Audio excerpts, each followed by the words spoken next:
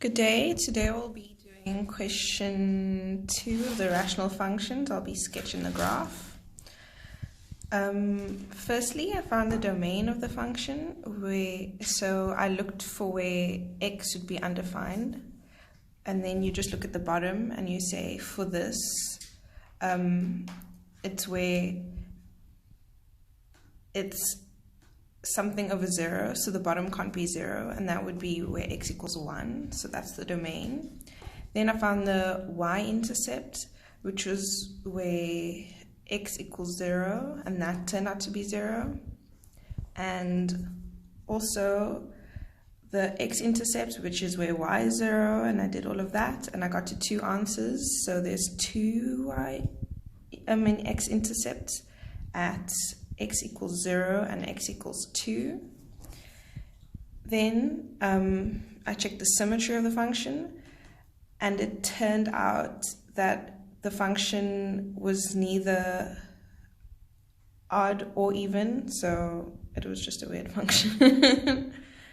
Then horizontal asymptote, you check where the limit of as x tends to infinity, and that turned out to be -1, so then that means that the horizontal asymptote is at y equals -1, and vertical asymptote is really the same as the when I check the domain to see where the values of x are undefined, and that was also 1, so therefore the vertical asymptote is at x equals 1. Then found the first derivative of the function, and my critical point was at 1. And if I put that in the sign table, at 1 it would be undefined because that's where there is a vertical asymptote. And then if you put numbers less than 1 in, you always get a negative over negative, so it would be a positive slope.